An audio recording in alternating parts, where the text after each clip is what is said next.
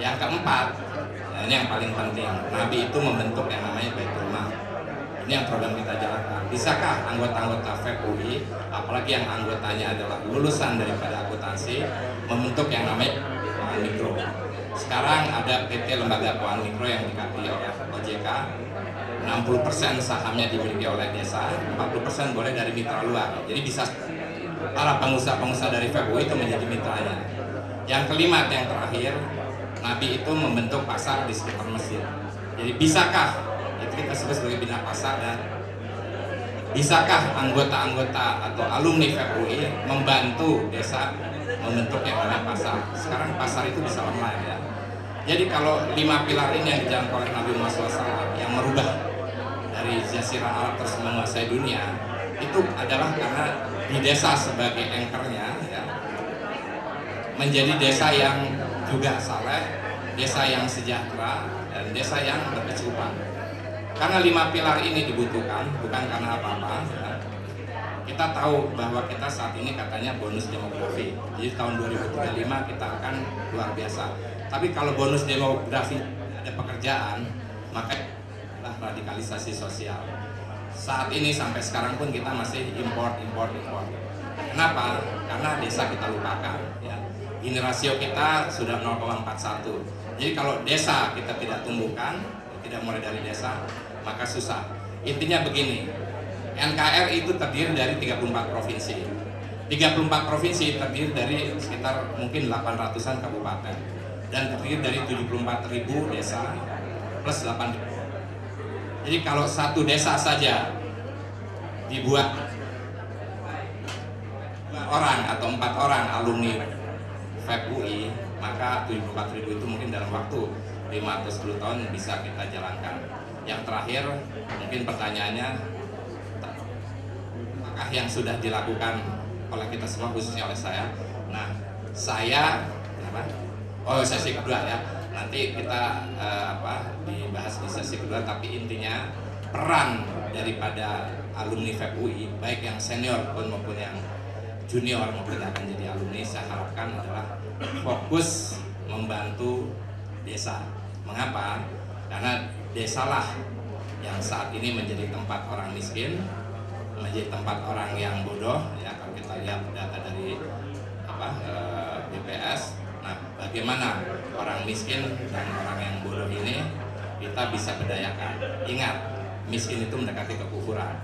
Jadi kalau kita tanya orang miskin itu hasilnya apa? Hasilnya dia jual akidah, hasilnya jual anak dan istrinya, hasilnya dia jual ginjalnya supaya dia bisa hidup makan.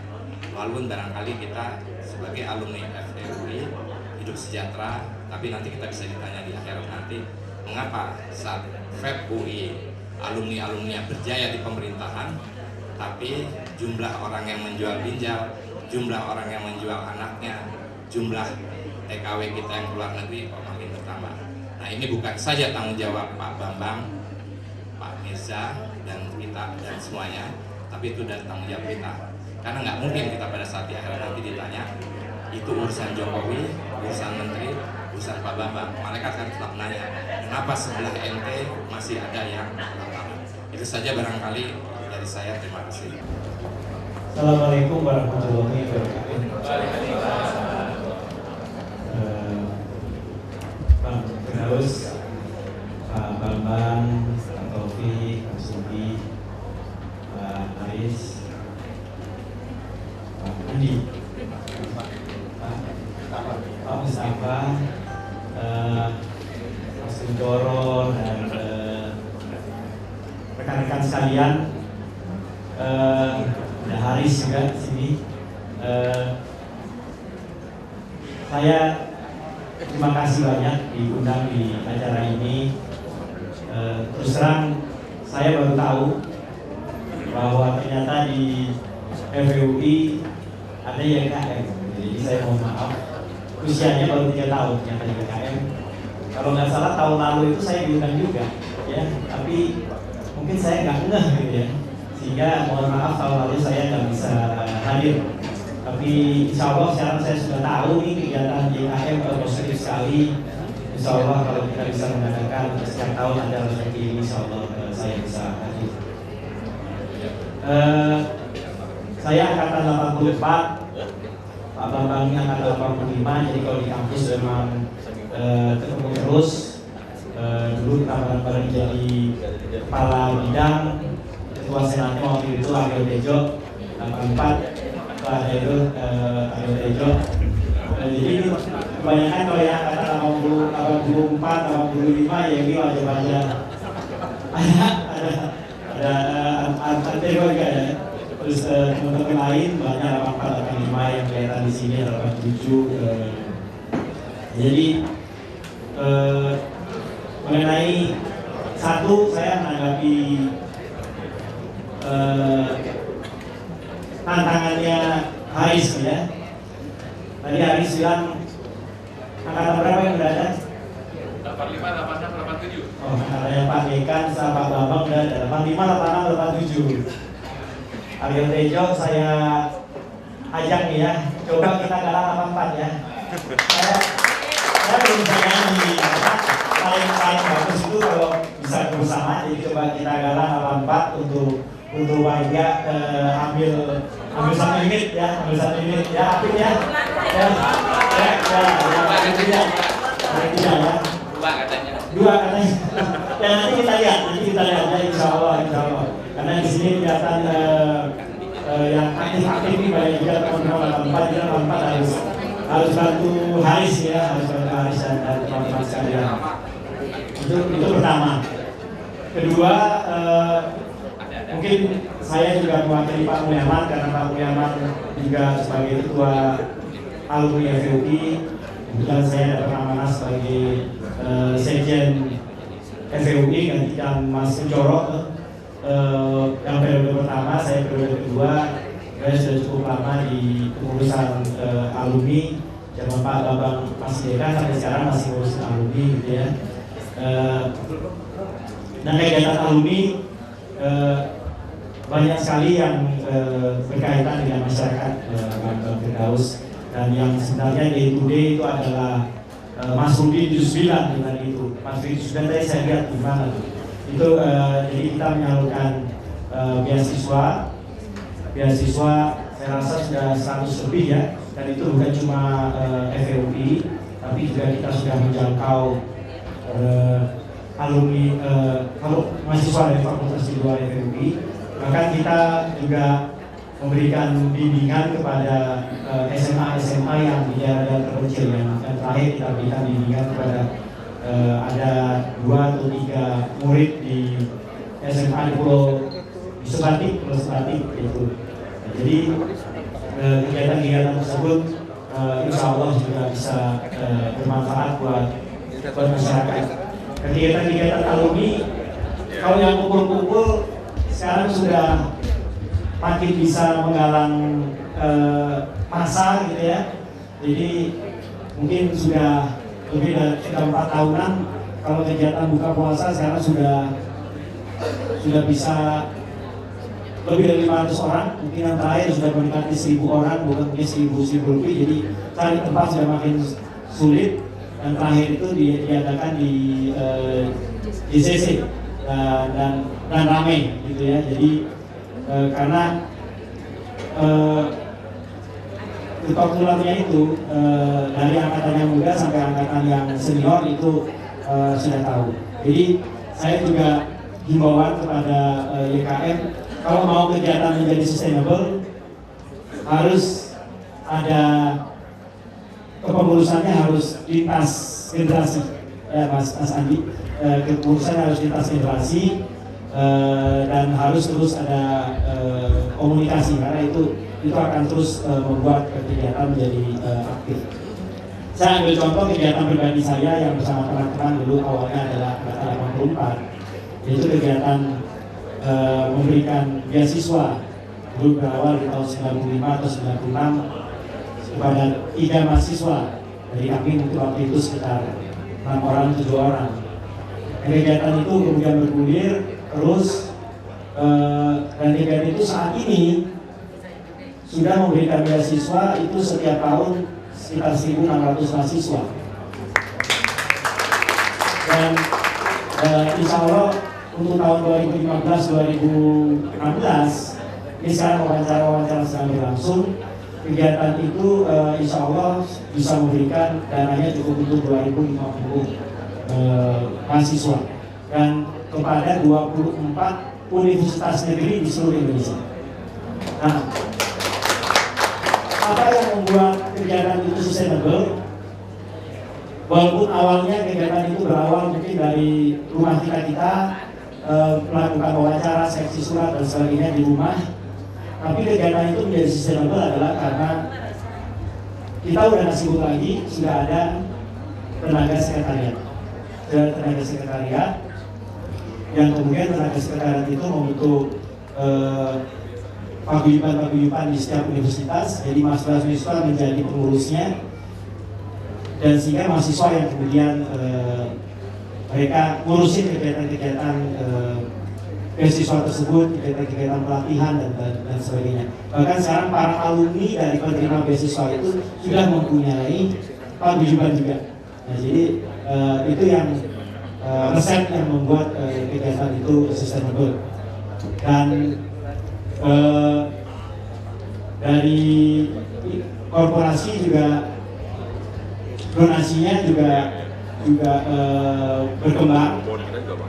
Tantangan cukup berat pada waktu mau naik dari 5 orang ke 30 orang, 30 orang ke 100 orang, 100 orang ke 500 orang, 500 orang ke 100.000 orang gitu ya.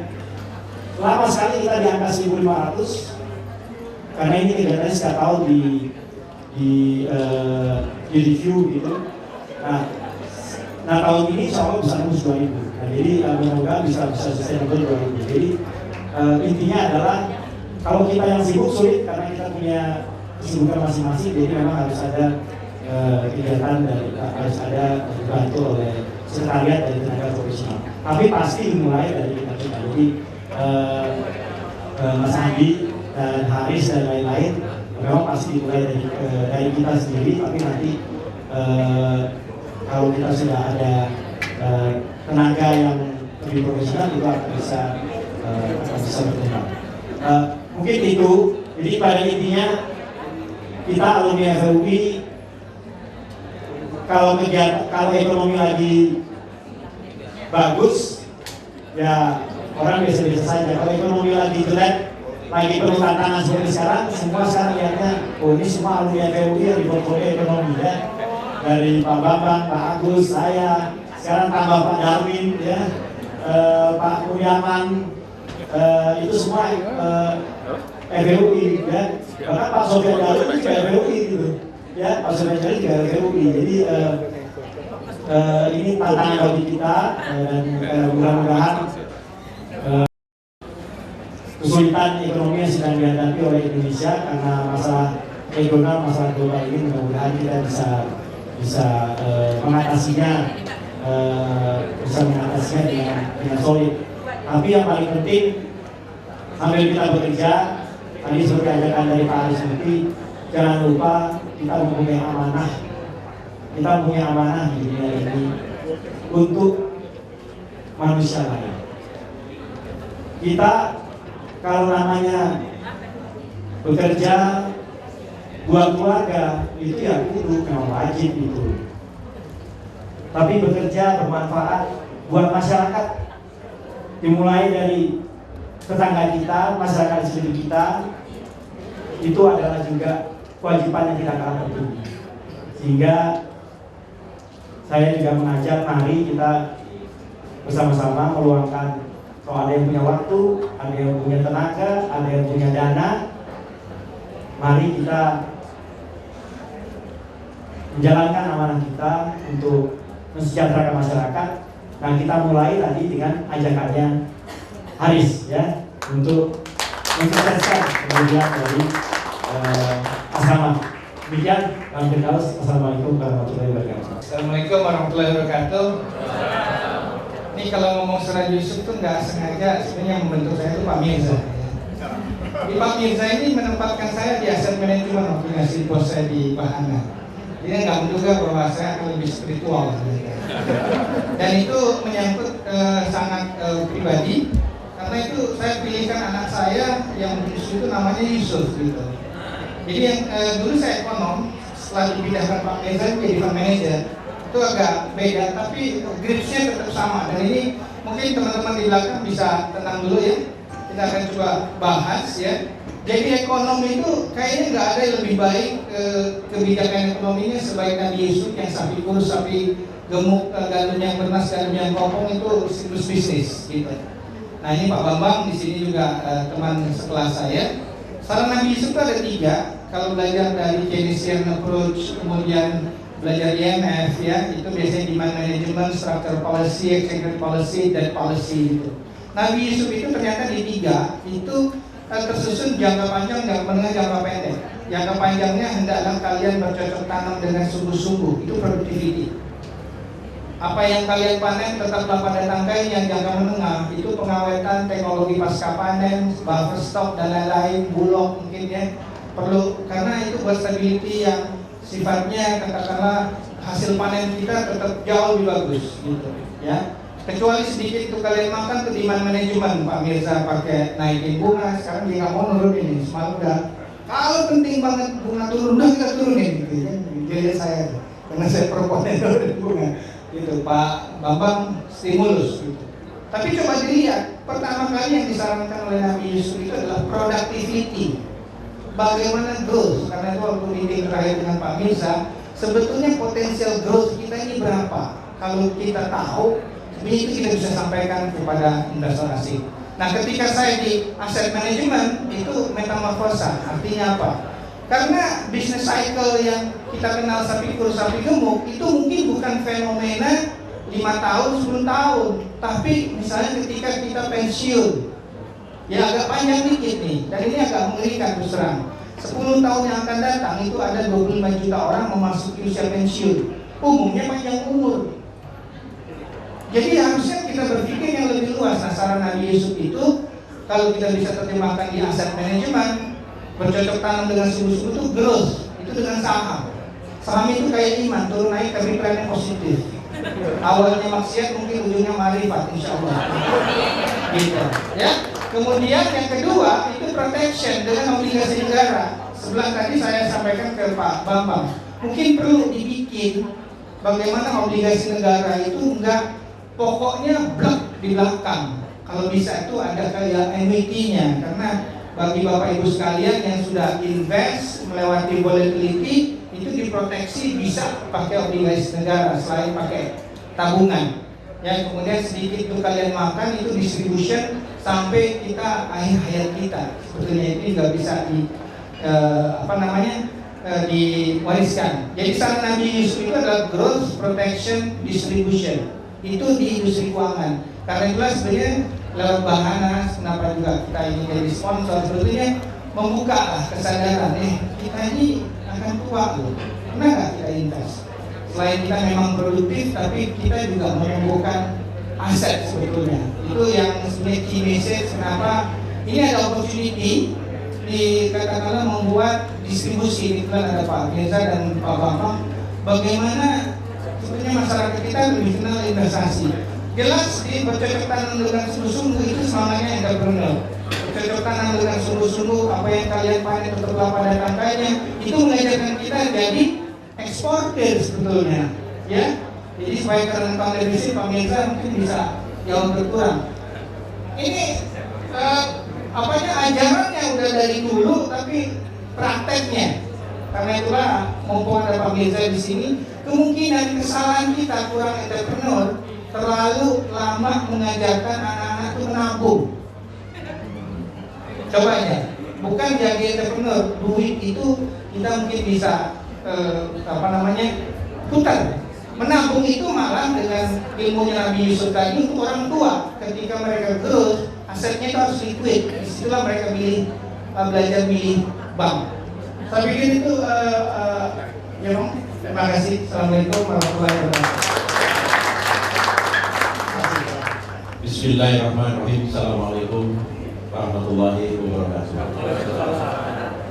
Alhamdulillahirabbil alamin. Wassalatu wassalamu ala asrofil anbiya'i wal mursalin Sayyidina Muhammadin wa ala alihi wa sahbihi ajma'in. Sungguh merupakan kehormatan karena baru tahun ini saya diundang YKM FPUI, UI. Jadi lintas angkatan, lintas prodi ya, lintas fakultas. Hah? Ya, lintas angkatan saja. Oh, lintas angkatan. Ya. Saya sendiri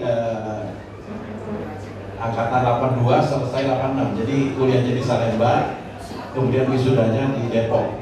Jadi yang pertama di Depok pertama. Jadi kalau sekedar mengenal, saya sekolah sore FPUI ya, saya di FPUI. Nah, sama dengan Pak Mirza, saya kira kalau dari perspektif saya, kita bersyukur bahwa hampir dalam setiap fase pertumbuhan bangsa kita selalu saja ada champion UI itu ikut di dalam menentukan kebijakan public policy di Indonesia. Hari ini kita menyaksikan Pak Bambang Brojo yang merupakan champion kita di FA.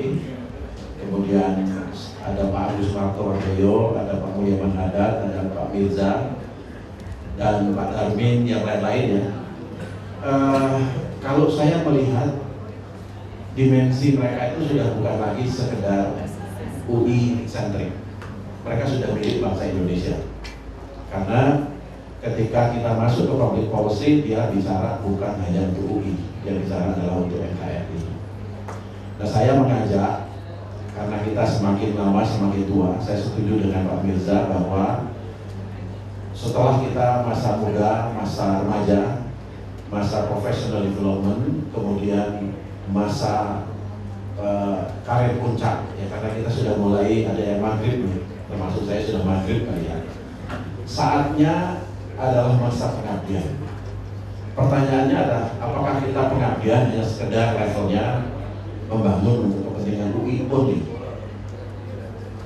Ya, saya selalu, kalau saya hanya UI center, rasanya saya mundur ke belakang. Ya. Jadi di ruangan ini saya mengimbau, karena the ultimate journey of happiness, kata orang, membahagiakan orang banyak. Ya. Setuju, mulai dari yang kecil di level keluarga, kemudian di level komunitas, ya, kita di level UI. Nah, beyond itu ada perusahaan tentu, ya. Tapi beyond itu adalah NKRI, bingkai NKRI. Dan kalau kita selalu berpikir dalam spektrum NKRI, maka kita tidak boleh hanya dulu UI. Kalau punya potensi untuk beyond UI, saya kira ini yang harus kita pikirkan bersama. Saya mengimbau karena saya yakin yang berkhidmat di YKN UI ini menurut saya adalah orang-orang yang sebenarnya ingin guyup, ingin berjamaah, ingin barengan, berjuang untuk sesuatu yang lebih naik tingkat lagi, tidak tingkat UI tetapi tingkat nasional. Terus terang saya banyak belajar dari Pak Aris Mufti. Jadi saya salut, kebetulan saya ketua presidium Ikatan Cendekiawan Muslim Indonesia, lahir hampir 25 tahun yang lalu. Saya nggak kenal namanya, saya bukan pesantren, saya bukan orang PII, saya bukan HMI, tapi diajak sama Pak Aris untuk masuk ke sana. Setelah di sana, modalnya cuma satu, komitmen waktu dan cinta tanah air. Pak, yang namanya ISMI itu bukan milik Pak Habibie atau 40 orang PhD dengan susah payah mendirikan Ikatan Cendekiawan Muslim Indonesia, lintas universitas, lintas fakultas, dan lintas semuanya berpikir satu bersama mendirikan Ikatan Cendekiawan Muslim Indonesia. Karena kita semangatnya mendirikan yayasan keluarga Muslim, beyond keluarga, bisa nggak kita berkumpul? Karena bapak-bapak, ibu-ibu sekalian, saya yakin ini adalah masuk klasifikasi yang disebut cendekiawan. Cendekiawan itu bukan hanya karena gelar. Cendekiawan adalah orang-orang yang peduli pada bangsanya dan memiliki keahlian. Lulusan UI siapa bilang tidak punya keahlian? Nah, jadi saya sebetulnya mengimbau, karena di sana misinya adalah 5 dan falsafahnya adalah keindonesiaan, keislaman, dan kecendekiawanan. Kecendekiawanan adalah jujur ilmiah. Jadi ini sebetulnya cocok dengan kita semua. Misinya adalah di maka kita ingin meningkatkan kualitas yang seimbang antara intak dan iptek, sehingga menghasilkan kualitas pikir, kualitas kerja, kualitas karya. Akhirnya kita mampu meningkatkan kualitas hidup. Hidup tidak hanya hidup kita, tapi hidup keluarga, hidup lingkungan dan bangsa. Saya mengimbau karena ini kita memasuki fase kedua, 25 tahun ISMI ke depan. Semuanya ini adalah cendekiawan. Cuma mau nggak berhimpun dalam cendekiawan Muslim. Bukan milik siapa-siapa, milik kita semua. Ini warisan Indonesia. Dan di sana kita tidak berpolitik, ya. Tapi posisinya diametral dengan partai politik dimanapun. Silahkan Anda berpolitik, tetapi ketika berada di ISMI hanya bicara tinggal 3, cendekiawan, keislaman, dan keindonesiaan. Jadi saya mengimbau, karena Desember yang akan datang akan ada muktamar. Silahkan teman-teman muda yang mau berkhidmat beyond UI, ya, karena dibutuhkan sekali oleh PUI kita ini. Please feel free untuk klik websitenya, di sana ada membership dan sebagainya. Monggo. Saya yakin kalau kita berpikir beyond UI, ini sebagian dari kita akan diambil Allah untuk dipercayakan menjadi public figure dan lain. Terima kasih. Assalamualaikum warahmatullahi wabarakatuh. Bismillahirrahmanirrahim. Assalamualaikum warahmatullahi wabarakatuh. Terima kasih Pak Firdaus atas kesempatannya. Ketika Pak Firdaus masuk saya belum lahir lagi. Terima kasih juga sudah diundang di sini. Terima kasih juga Pak Bambang, karena Pak Bambang ini berjasa besar untuk saya dan generasi saya. Ada 7 orang FEW yang menjadi ke Jepang pada saat itu, sekarang sudah berada di posisi level middle management di dekanat dan juga fakultas ekonomi, dan mudah-mudahan ini ada salah satu bentuk kontribusi Pak Bambang yang sampai sekarang saya kenal. Terkait dengan apa kontribusi kita, apa kontribusi FP, saya sebagai orang yang saat ini dipercaya di dekanat untuk mengurusi riset dan pengabdian masyarakat, karena kita berbicara sekarang pengabdian masyarakat. Saya akan kemudian berbicara dari perspektif makro, karena saya orang makro ya, saya bicaranya lebih banyak yang general yang kita menghadapi nanti di tahun 2025 hingga 2030 Windows of Opportunity, di mana ini suatu hal yang menyebabkan Indonesia menjadi rebutan di market dunia. Suatu hal yang mahal untuk Jepang, bahkan untuk Cina sekarang. Cina kita lihat sekarang sangat luar biasa. Cuma masa depan bukan di Cina, ya, karena mereka pun sudah mengalami apa yang dinamakan rapid aging society, dan mereka sudah ada kontribusi yang dari itu semua adalah pelambatan, salah satunya adalah pelambatan ekonomi di tahun 2015 ini. Nah, apa kontribusi kita? Apa kontribusi kita untuk mengoptimalisasi Windows of Opportunity? Karena ini adalah satu-satunya kesempatan untuk Indonesia. Dan ketika berbicara Indonesia, sebagaimana yang tadi disampaikan oleh Pak Aris, ya, ini sangat penting peranannya untuk Indonesia. Di sepanjang sejarah Republik ini, FE terus berkontribusi. Nah, oleh karenanya apa yang dilakukan FE ini akan menurut saya akan memiliki dampak negara yang cukup besar untuk Indonesia. Nah, salah satu yang sekarang sedang serius kita lakukan adalah dari sisi Fakultas Ekonomi dan Bisnis Universitas Indonesia, kita sedang berusaha untuk mengikuti akreditasi internasional, Business Accreditation AECSB. Dan salah satu poin dari akreditasi internasional ini, by the way, kita masih dikenal sebagai Fakultas Ekonomi yang terbaik di seluruh Indonesia by ranking. Ya, saya sudah cek rankingnya. Untungnya kita masih ada di ranking teratas. Tapi itu tidak akan lama jika kita tidak melakukan sesuatu. Oleh karenanya, sekarang kita semakin serius untuk mengembangkan itu, dan salah satu dengan mengikuti proses akreditasi internasional. Nah, untuk mendapatkan international acknowledgement, ya kita tidak lagi berbicara Indonesia di sini. Kita berbicara dunia. Kita berbicara mengenai era regional cooperation. Kita berbicara mengenai the upcoming ASEAN Economic Community, and so on and so forth. Artinya kerjasama antar negara, bukan hanya Indonesia, beyond Indonesia. Nah, untuk Indonesia, alhamdulillah, opportunity kita masih unggul. Tapi apakah kita sudah bisa cukup bersaing di ranah internasional, ranah regional, dan ranah global? Itu merupakan a big question mark. Nah, satu hal yang sedang kita lakukan sekarang adalah perbaikan kurikulum dalam hal assurance of learning, dan juga bagaimana engagement kita ke masyarakat. Nah, inilah ya kemudian saya lihat dengan adanya YKM, adanya Iluni, gitu ya, itu bisa mengaksentuasi proses ini. Karena saya lebih percaya institusi ketimbang market. Ya, kalau market driven proses. Ya, saya orang regional integration. Bidang saya di regional integration, bagaimana mengintegrasi ekonomi di Asia Pasifik. Dan saya lebih percaya institution driven ketimbang market driven. Kalau market driven itu seperti orang pacaran, ya kan? Kalau ketemu yang lebih baik, ini tinggal. Itu market driven, scattered, ya, resources scattered. Tapi kalau institution driven, itu ibarat orang menikah, ya, menemukan yang lebih baik, ya kita sudah menikah, sudah ada ring di jari manis kita, gitu kan? Jadi intinya adalah bagaimana kita bisa, FMI sudah luar biasa, FMI sudah sangat berkontribusi, tapi saya melihat belum ada institusi yang bisa mengaksentuasi peran-perannya. Dan saya melihat bahwa FPUI sekarang dengan ilmunya dan dengan YKM-nya itu sangat cukup progresif. Dan ini akan menjadi proses yang bisa mengaksentuasi kontribusi kita kepada bangsa, bisa mengaksentuasi proses kita bukan cuma sebagai sebuah bangsa, tapi sebagai Indonesia yang sangat berperan dan sangat dilihat di era internasional. Mungkin itu saja karena saya juga melihat ini waktunya sudah sangat. Terima kasih. Assalamualaikum warahmatullahi wabarakatuh. Bismillahirrahmanirrahim. Assalamualaikum.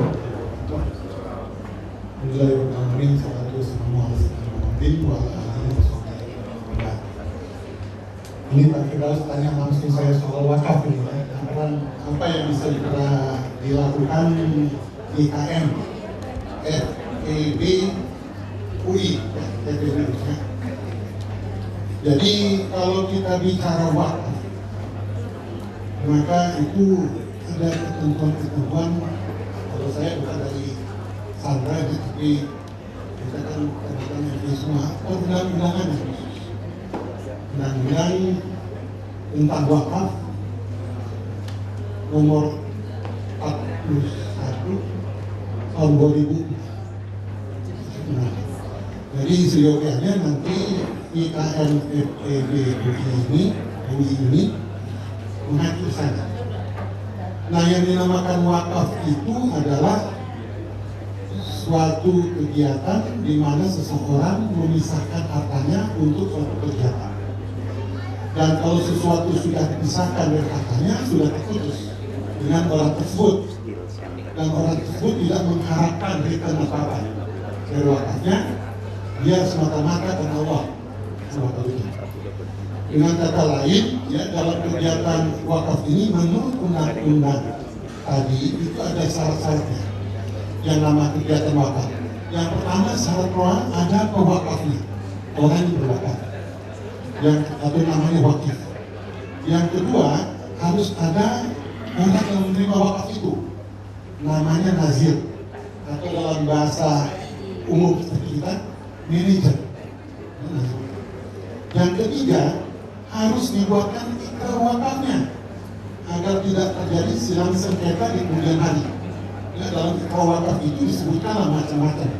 Wakafnya apa, tujuannya apa, siapa yang hendak menerima manfaat dari wakaf itu. Ya. Kemudian ada namanya harta wakafnya, dan yang kelima ada jangka waktunya. Jangka waktunya bisa seumur hidup, bisa jangka waktu tertentu. Setelah itu dialihkan seperti tadi digunakan oleh kegiatan FPB. Oleh karena itu, kalau saya kaitkan dengan kegiatan yang sudah dilakukan oleh FPB dengan tanah wakafnya munasrah, paling tidak agar supaya itu sesuai dengan ketentuan undang-undang, disesuaikanlah itu. Jadikanlah saran saya yayasan ini, yayasan keluarga muslim ini sebagai nazir wakaf, ya, yang menerima segala macam harta wakaf, baik harta wakaf, harta benda tak bergerak maupun harta benda bergerak berupa uang. Ya, jadi ini kemarin itu misalkan munasrah menyerahkan tanahnya, ya, itu nanti diserahkan kepada yayasan ini. Yayasan inilah sebagai nazir. Nah, nggak tahu nanti tanahnya itu bisa seumur hidup atau nanti suatu waktu harus dikembalikan. Itu harus jelas. Kalau enggak nanti kan, alhamdulillah misalkan munasrah terus ya. Tapi kalau enggak, misalkan nanti bisa dituntut sama ahli warisnya rumahnya. Itu harta ibu boleh. Kalau balik, oh iya, waktu itu juga ya.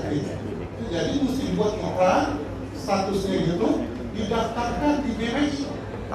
Dengan demikian statusnya menjadi kuat. Itu yang pertama. Yang kedua kalau kita menerima KYK ini menerima uang yang wakaf itu. Itu juga harus jelas uangnya untuk apa? Untuk membangun katakan kemudian satu apartemen atau selantai atau ruang jadi ketua BPK. kamar gitu kan. Itu harus jelas wakafnya apa. Dan untuk jangka waktu berapa tahun guna menghindari namanya silang sengketa di kemudian hari. Apakah dia akan menerima return atas dasar wakafnya itu? Harusnya kalau sudah wakaf niatnya tidak return. Ya, niatnya tidak return. Kalau mau dilakukan alternatif untuk menerima return, itu kan wakaf. Bisa nggak kita membuat suatu alternatif tanpa dengan return? Bisa. Jadi tadi kan sumber pertimbangannya itu ada wakaf, ada donatur, ada macam-macam. Yang macam-macam itu bukan. Tetapi kalau wakaf, maka itu tidak boleh. Karena saya sudah mengatakan, yang saya harapkan atau pewakil mengharapkan wakaf itu adalah apa? Hubungan dengan Tuhan. Ya kan?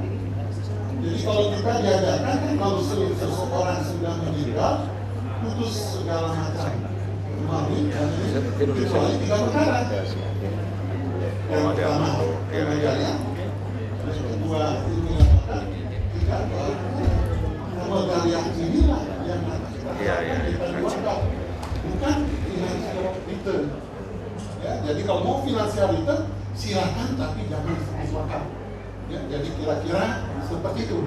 Sementara itu untuk menyempurnakan apa yang dilakukan oleh kita ini agar supaya sesuai dengan ketentuan undang-undangan yang berlaku dan ini jadi mana didaftarkan saja ke BWI. Kami ini akan jadi nazir buat seperti ini, kegiatan kita seperti ini. Nanti tujuannya tentu seperti tadi kan untuk menghasilkan manusia ini itu manfaat daripada wakaf itu ada kita. Jadi singkat kata ya itu dulu ya. Detailnya nanti bisa kita ada paling tidak saya kira langkah awal